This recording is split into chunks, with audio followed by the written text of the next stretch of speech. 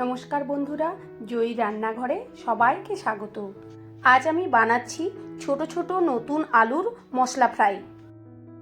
শীতকালে বাজারে এই ছোট ছোট নতুন আলু খুব দেখা যায়, তবে সারা বছর কম বেশি পাওয়া গেলেও শীতকালে এর একটা আলাদা টেস্ট থাকে। নতুন আলুতে খুব ধুলো কাদা লেগে থাকে, তাই ভালো করে চটকে ধুয়ে নিলে এর খোসাটাও উঠে যায়, কেননা এর খোসা ভীষণ পাতলা থাকে। আলুগুলোকে ধোয়ার সময় যতটুকু খোসা উঠে যাবে, জোর করে খোসা ওঠানোর দরকার নেই। আমি এখানে আলুগুলোকে খোসা সহ মশলা দিয়ে ভাজা করব। এই থিকনেসে আলুগুলোকে আমি চাকা চাকা করে কেটে নিয়েছি। আলুগুলোকে কাটার পরে আমি আরেকবার ভালো করে ধুয়ে নিয়েছি।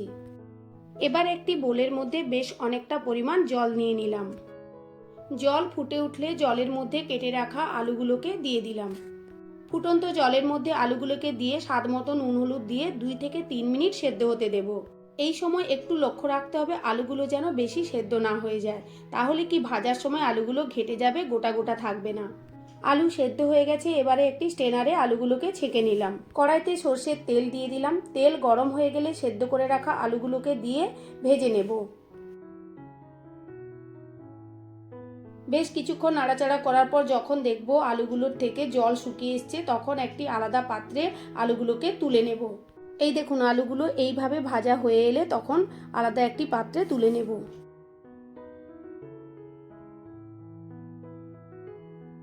সমস্ত ভাজা আলুগুলোকে এইভাবে অন্য একটি পাত্রে তুলে নিলাম।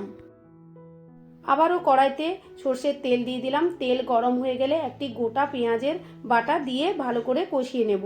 পেঁয়াজ দেওয়ার কিছুক্ষণ পর একটি গোটা টমেটোর পেস্ট দিয়ে দিলাম।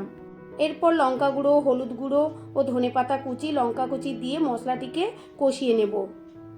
এই মশলাটিকে কিন্তু খুব বেশি ভাজবো না, হালকা কাঁচা কাঁচা থাকবে। এই সময় এই মশলার সঙ্গে আগে থেকে ভেজে রাখা আলুগুলোকে দিয়ে মশলা ও আলুকে ভালো করে মিক্সড করে নেব। আলুর সঙ্গে মশলাকে ভালোভাবে মিক্সড করে নেওয়ার পর গরম গরম ভাতের সঙ্গে পরিবেশন করুন, দুর্দান্ত লাগবে খেতে। আমার এই রেসিপিটি কেমন লাগলো অবশ্যই লাইক কমেন্ট করে জানাবেন, আর ভালো লাগলে কাছের বন্ধুদের সঙ্গে শেয়ার করবেন। আমার চ্যানেলটিকে সাবস্ক্রাইব করবেন, আর নতুন নতুন রান্নার নোটিফিকেশন পেতে পাশের বেল আইকনটি অবশ্যই প্রেস করে রাখবেন। নমস্কার।